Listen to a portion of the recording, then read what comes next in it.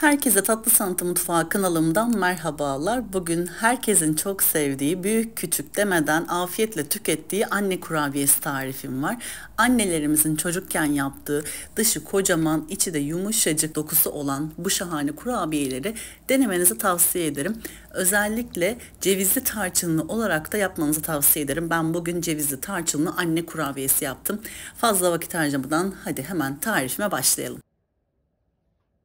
Öncelikle tarifimde 2 adet yumurta kullandım. Sadece bir adedin yumurta sarısını bir kaba ayırdım üzerine sürmek için. Yani şu anda kabımın içerisine 1 adet yumurta ve 1 adet yumurtanın akını ilave ettim. Yumurta sarısını ayrı bir kaba ayırdım.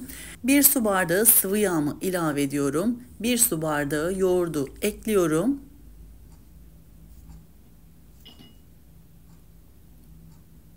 Ve 1,5 su bardağı toz şekeri ilave ediyorum.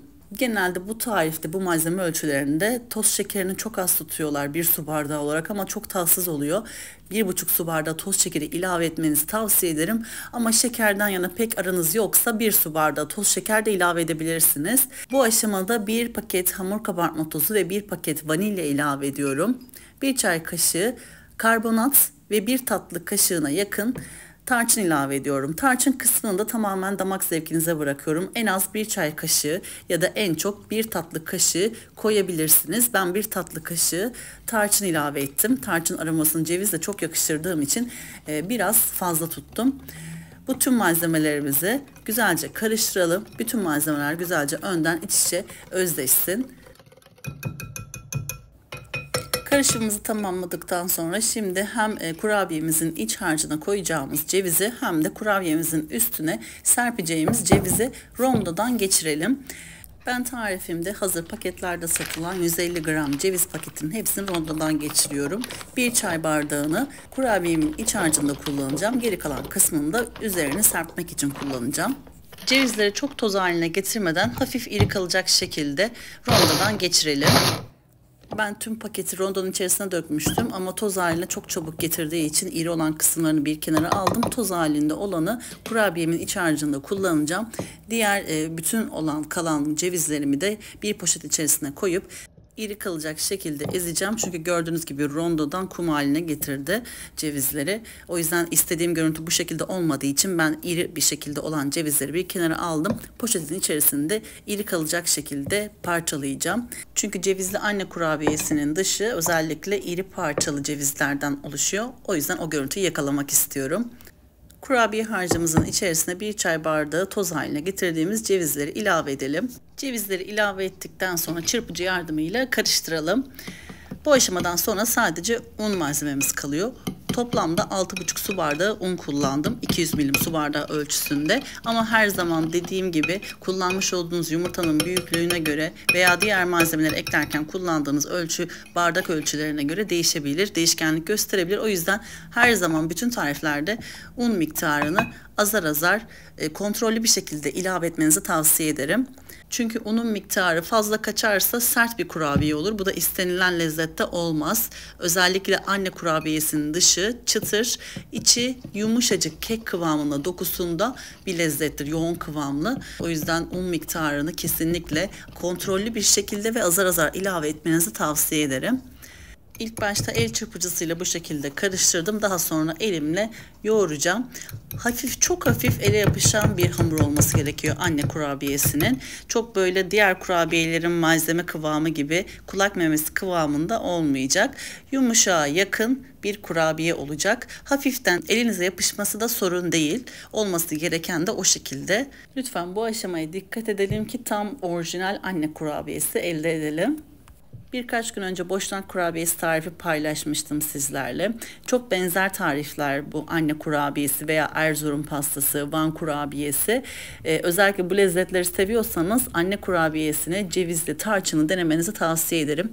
Portakal rendesi de ilave edebilirsiniz. Yakın zamanda da sadece portakallı anne kurabiyesi tarifini paylaşmış olacağım. Takipte mutlaka kalın. Benim damak zevkime özellikle bu cevizli tarçınlı anne kurabiyesi hitap ediyor. Bunu henüz denemediyseniz denemenizi ısrarla tavsiye ediyorum. Şimdi ben unumun bir kısmını dökmüştüm. Kapta kalan diğer kısmını da ilave ediyorum ve elimle yoğurmaya devam ediyorum. Unun miktarını belirlemek ve unu ekledikten sonra en az 7-8 dakika kadar yoğurmak anne kurabiyesinin en püf noktalarından bir tanesi. Diğer aşamaları zaten kolay. Dediğim püf noktalarına dikkat ederek yaparsanız mükemmel anne kurabiyesi elde edebilirsiniz. Gördüğünüz gibi ben de yoğurmaya devam ediyorum.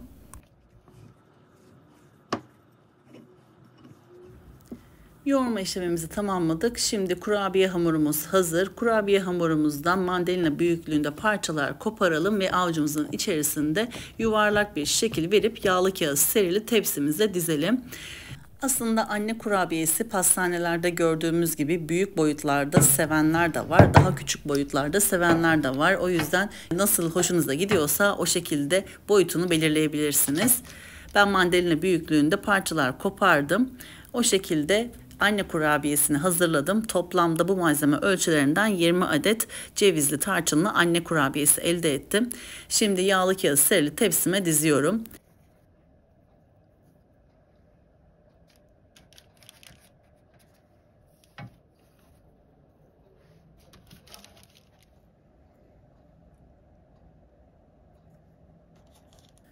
Anne kurabiyelerimiz hazır. Şimdi üzerine ayırmış olduğumuz bir adet yumurtanın sarısını fırça yardımıyla kurabiyelerimizin üzerine sürelim.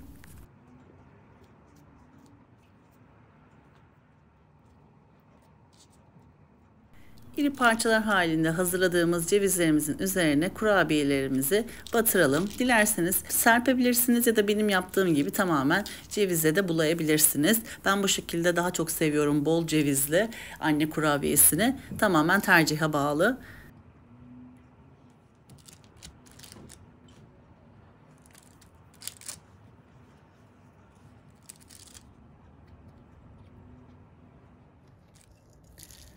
Son olarak kurabiyelerimizin üzerine toz şeker serpelim ve önceden ısıtılmış 180 derecelik fırın ayarımızda kurabiyelerimizin üzeri kızarana kadar, kabarana kadar pişirelim.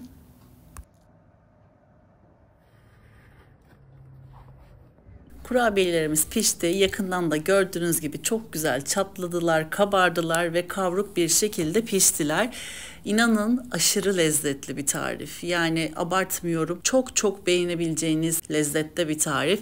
Anne kurabiyesini en sevdiğim hali bu şekilde cevizli tarçınlı.